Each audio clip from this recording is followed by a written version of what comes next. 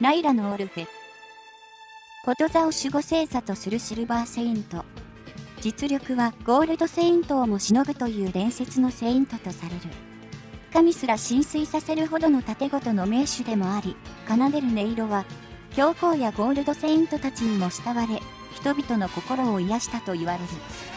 戦いにおいても、体を使った武術ではなく、盾ごとの音色や弦を操っての攻撃を得意とする。数年前に、恋人のユリティースが毒蛇に噛まれて死んだ後、冥界に赴いて、ハーデスに彼女を生き返らせてほしいと願い出る。奏でる盾ごとの音色に心を動かされたハーデスは、願いを聞き入れ、地上まで、決して後ろを振り返ってはならないと条件をつけた上で地上へと返す。しかし、ユリティースと共に地上へ帰る途中、突如現れた光を、地上の光と思い込み、あと一歩のところで振り返ってしまい、彼女を生き返らせることに失敗。オルフェは、ずっとそばで盾ごとを弾き続けると約束していたため、その後も冥界にとどまり、盾ごとを奏でて、彼女の霊を慰めていた。そのため、サンクチュアリでは行方不明扱いとなり、死んだという噂すら流れていた。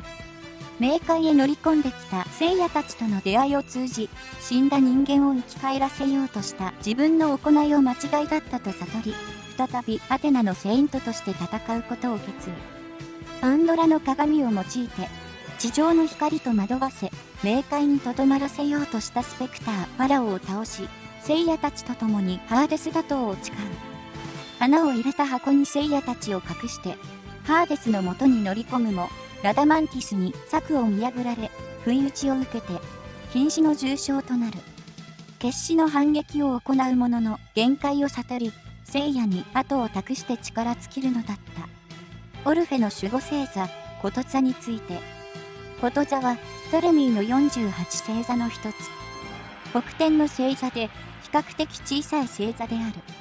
アルファ星は、全天21の一等星の一つであり、ベガと呼ばれる。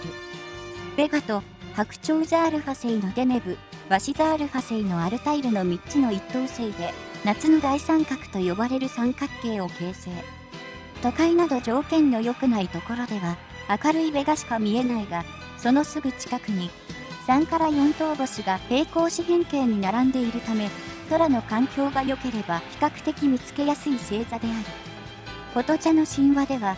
発明の神ヘルメスが盾ごとを発明し、アポロンが譲り受けて弾いた。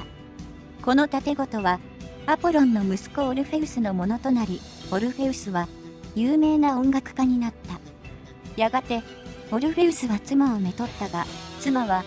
毒蛇に噛まれすぐに死んでしまった。悲しんだオルフェウスは、冥界の神ハーデスのところに行き、琴を弾きながら妻を戻してくれるよう頼んだ。ハーデスは、琴の調べが大変美しいのでこれを許可したが、途中決して振り返ってはならないという条件をつけた。帰る途中、あと少しというところで、オルフェウスは、思わず後ろを振り向いてしまい、妻は冥界に連れ戻され、オルフェウスは身を投げて死んだとされる。琴は、そのまま川を流れていたが、ゼウスが拾い、星座とした。最後まで動画ご視聴ありがとうございました。ご意見やご要望のコメント待っています。では、また次の動画でお会いしましょう。See you next time.